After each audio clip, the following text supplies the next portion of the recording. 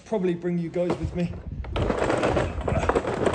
you want to come with me? I bought one of those gimbals, although I did say to my wife that I thought it was called a gimp.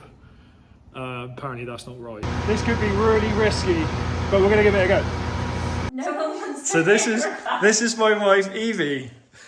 Hello. Hello. And this is Mike the mower.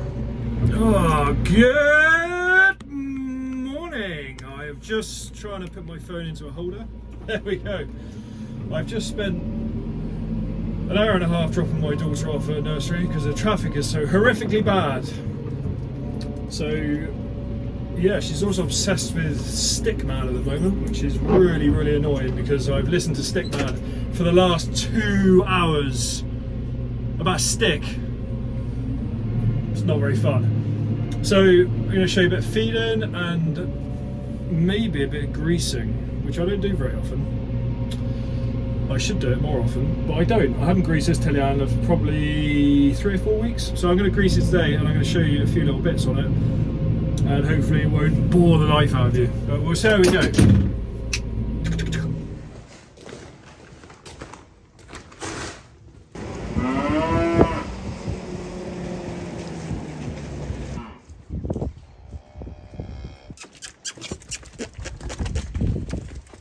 Good. Nearly. Go on. These are called cow chains. They're the most annoying thing on earth. You put them like that, and they're supposed to keep the door shut. But what they do is they lick them, headbutt them, and then they come undone, and then they get out. So we put these clips on.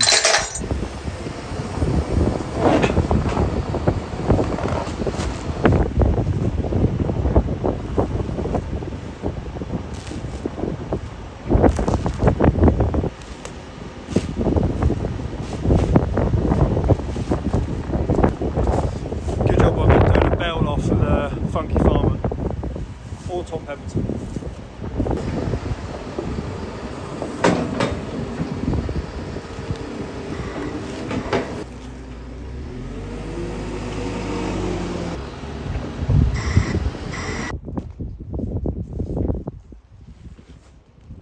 I'm going to show you our scraper tractor.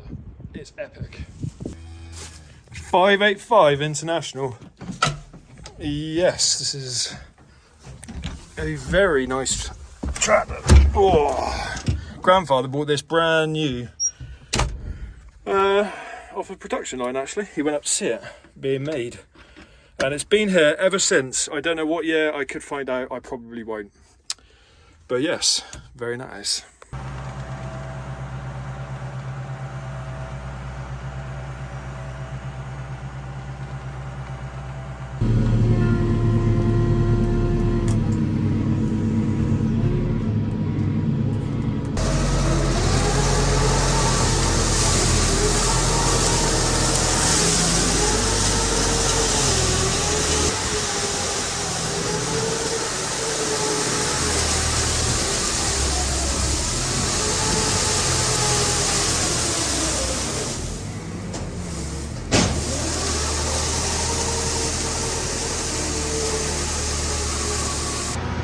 This could be really risky, but we're going to give it a go.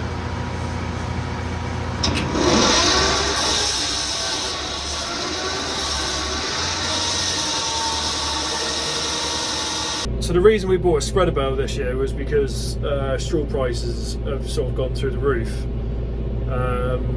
So we use wheat straw 80 to £100 a tonne depending on where you're to. And I always say about 5 round bales to a tonne. So we'll be using 3 round bales a day when we're fully stocked.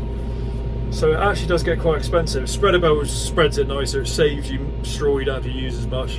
And the best thing about it is I don't have to use a pitchfork anymore, which is was ideal really. Like I said, we hungry.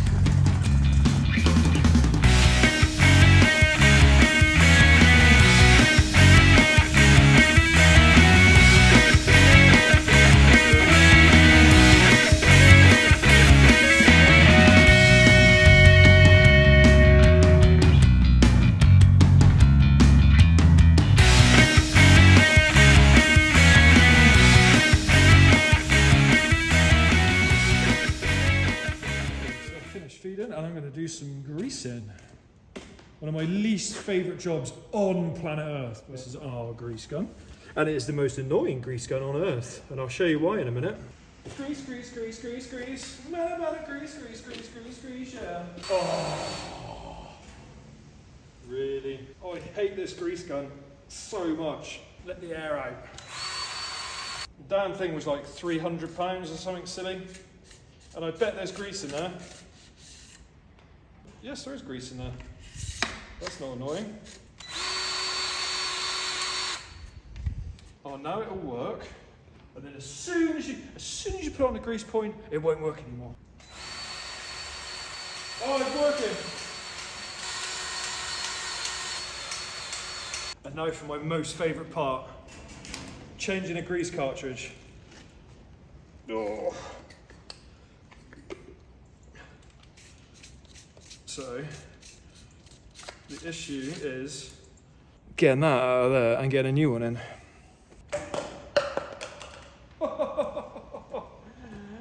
I done it. That's not the worst part though. The worst part about this, firstly, is getting covered in grease when you open this, or it'll break. This catch will probably break. Oh, it didn't break. It's gonna be a good day. So the reason these are so bad is because these don't really fit in here. It's like exactly the same. This is the same size as this. So getting it in there is nearly impossible. Man, I hate this. No, I should say I'm trying to keep it very clean on this channel. So there's, oh my God.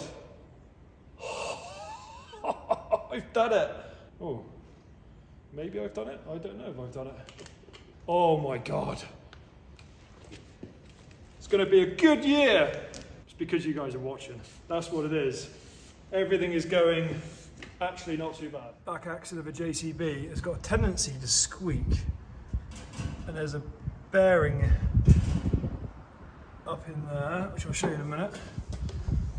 But to grease it, you gotta like use this hitch here to lift up the back of the handler, put grease in, and then move the axles at the same time to get the grease to go around the bearing, because there's not enough grease points on it, which is really annoying because it does squeak quite badly actually if you leave it too long. So I'm going to show you that in a minute. Get my block. I should say from a health and safety point of view, I probably wouldn't recommend this.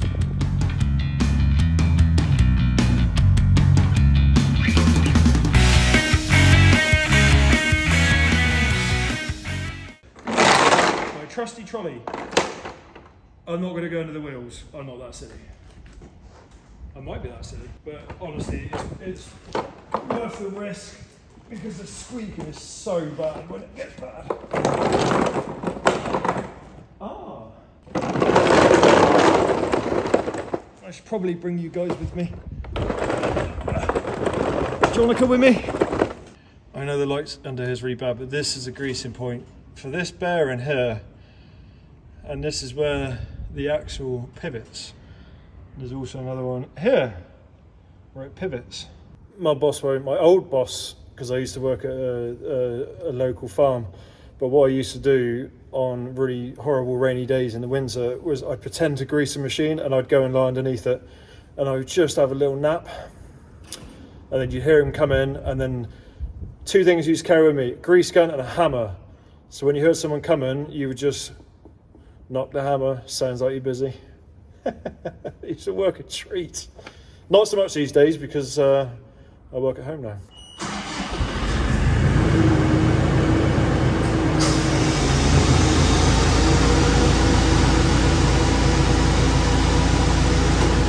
The grease point you don't want to forget about is there's one in here, down there. We got to go in here. Health and safety. That's what this is for. You put that on there, and of course I will be using that now.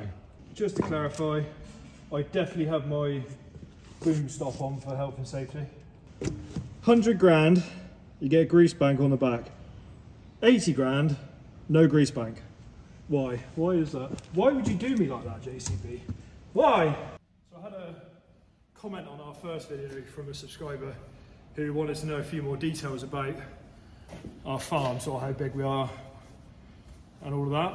So we're 360 acres of beef and arable.